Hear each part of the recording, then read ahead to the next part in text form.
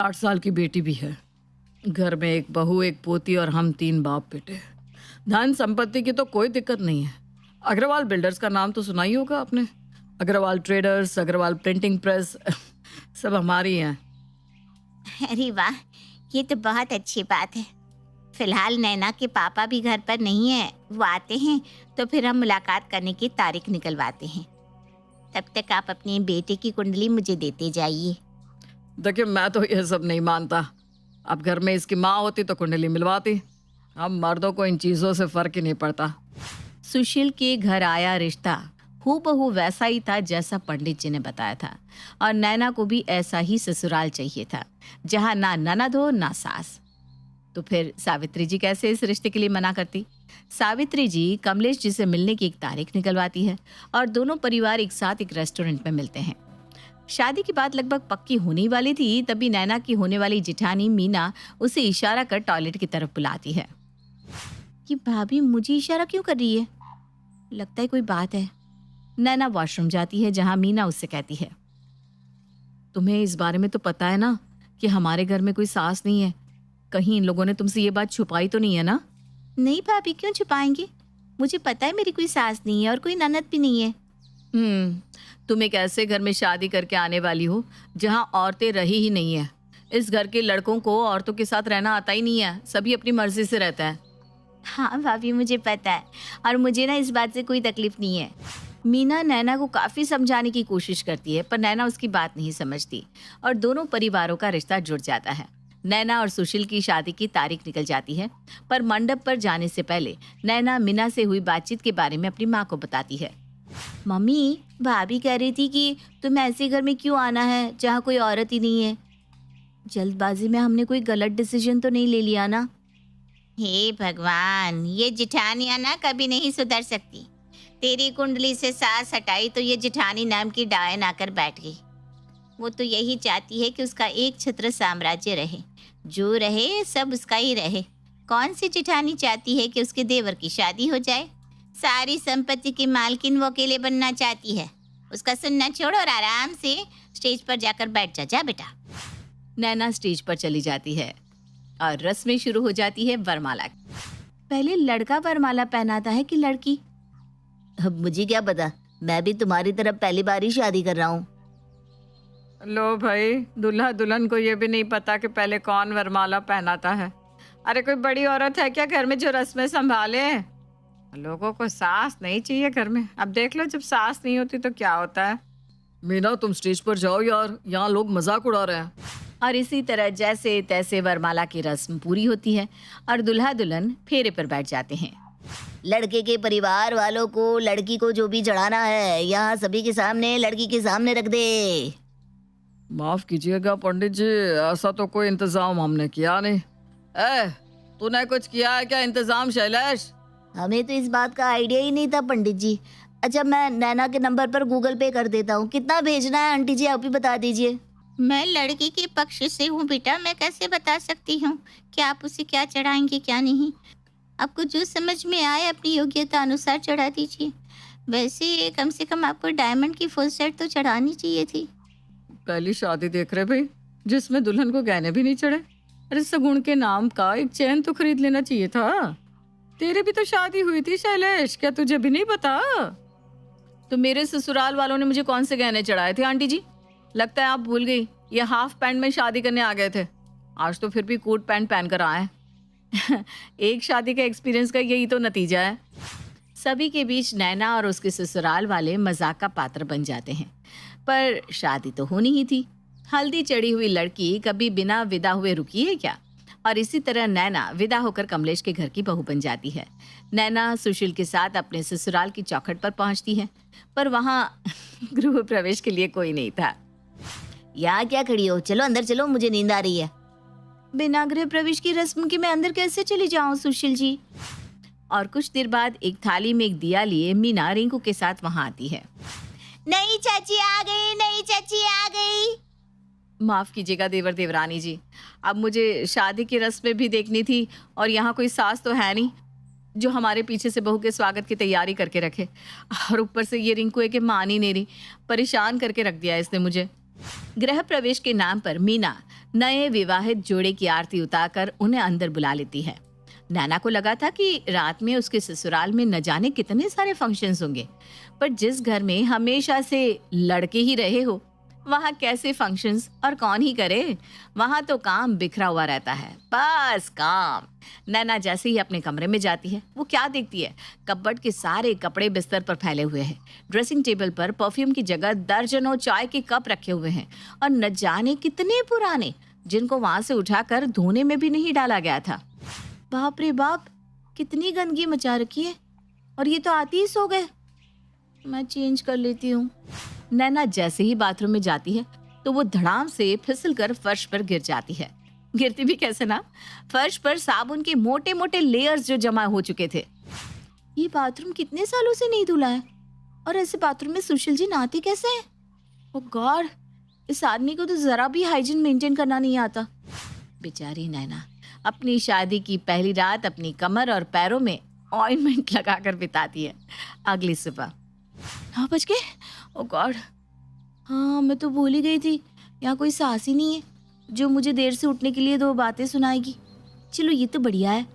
अब जाकर किचन की हालत देखती हूँ, फिर अपनी पहली रसोई बनाकर अच्छी खासी मोटी रकम भी तो कमानी है मुझे। नैना तैयार होकर हॉल में जाती है और देखती है कि रिंकी स्कूल जा चुकी है।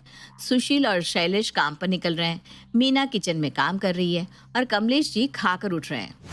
रुकिए पापा जी, मैं कुछ बना देती हूँ ना, पहली रसोई है आज मेरी।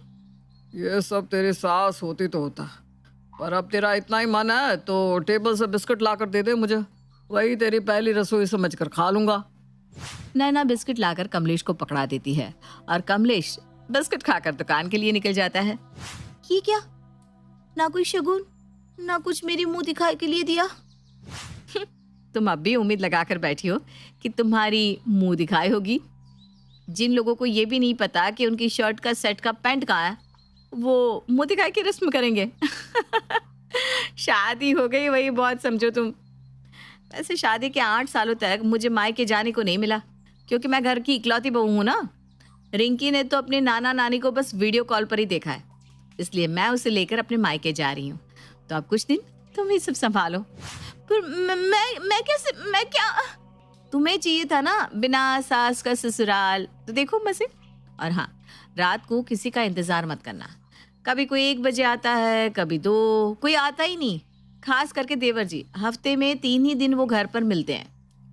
ये कहकर मीना रिंकी का हाथ पकड़कर अपना सामान लिए अपने मायके निकल जाती है। चलो ठीक है, उतना भी मुश्किल नहीं है, हो जाएगा मैनेज। जाकर बाथरूम साफ कर देती हूँ और फिर एक एक करके घर की चीजों को सेटल करना शुरू कर दूंगी। नैना के ससुराल में उसका पहला दिन था, इसलिए उसे सब कुछ आसानी लग रहा था, पर असली प्रॉब्लम तो उसे अब समझ में आने वाली थी। नैना अपने कमरे से अटैच बाथरूम में जाती है और बाथरूम को साफ करने लगती है। नैना एक डंडे से सीलिंग पर लगे धूल को हटा रही होती है कि गलती से वो डंडा पानी के पाइप पर लग जाता है और बाथरूम में लीकेज शुरू हो जाती है।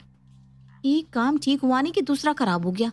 नेहा सुशील को कॉल लगाती है कि वो या तो खुद आ जाए या किसी प्लम्बर को भेज दे, पर सुशील तो सुशील था, वो फोन उठाता ही नहीं। मजबूरन नैना को घर का कॉमन बाथरूम यूज करना पड़ता है, जो किसी पब्लिक टॉयलेट से कुछ ज्यादा साफ नहीं दिख रहा था। रात को जब सभी घर वापस लौटते हैं, सुशील प्लीज कल याद से एक प्लम्बर भिजवा देना, हमारे बाथरूम का पाइप लीक कर रहा है। अच्छा, हाँ, अरे उसे ठीक करवा कर कोई फायदा ही नहीं है। एक्चुअली बाथरूम ही गलत जगह पर बना हुआ है, वो पूरा कंस्ट्रक्शन ही तुड़वाना पड़ेगा। छोड़ो, घर का कॉमन बाथरूम है ना, उसे यूज कर लो तुम। अरे पर वो बिल्कुल भी हाइजीनिक नहीं है। पापा जी के कपड़े, जेठ जी की और आप सबके कपड़े वहाँ इधर उधर गिरे हुए रहते हैं। तो इसमें तुम्हें प्रॉब्लम क्या है? आज तक हम तीनों ऐसे ही तो रहते आए हैं। पापा को भी कोई प्रॉब्लम होती है क्या पापा? अरे मुझे क्या प्रॉब्लम होगी बेटा? हाँ नैना, ऐसे ही मेरे कमरे का बाथरूम भी तो डैमेज है, इसलिए मैं और मीना भी घर का कॉमन बाथरूम ही इस्तेमाल करते आ रहे हैं। अच्छा, मतलब इस घर में एक बार जो चीज़ खराब हो जाए वो कभी बनाई नहीं जाती।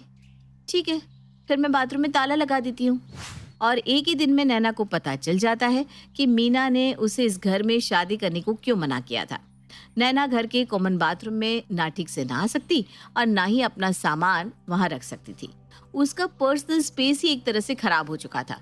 और इसी तरह 15 दिन बीत जाते हैं और मीना वापस आ जाती है। अब कैसे इतने सालों से कॉमन बाथरूम यूज कर रही है दीदी? कितनी प्रॉब्लम होती होगी आपको? सिर्फ टॉयलेट का प्रॉब्लम थोड़ी ना, या हर चीज का ही प्रॉब्लम है। अब मुझे रिंकू हुई थी तो मुझे इन्फेक्शन हो गया था इस गंदगी के कारण, पर किसी फर्क पड़ता है? ये लोग तो हमारा फोन ही उठा ले तो गनीमत समझो। पहले मैं भी तुम्हारी तरफ भाग भाग कर सारे काम करती थी। शैलेश जी का एक जूता छत पर मिलता, एक बाहर गराज में। सारी चीजों को इकट्ठा कर एक तरफ करना, घर की सफाई करना। पर इन लोगों की आदत थी कि सुधर ही नहीं रहे थे। फिर मैं भी कब तक कोशिश करती, मैंने भी छोड़ दिया। मेरी भी बच्ची है, मैं उस बच्ची को संभालूं या ये 3 बच्चों को? मेरी प्रॉब्लम तो कोई समझता ही नहीं था। आई एम सो सॉरी भाभी, आपको कितनी तकलीफ झेलनी पड़ी मैं समझ सकती हूँ। मीना और नैना आपस में बहनों की तरह रहने लग जाती हैं, पर घर की प्रॉब्लम तो अभी भी बरकरार थी।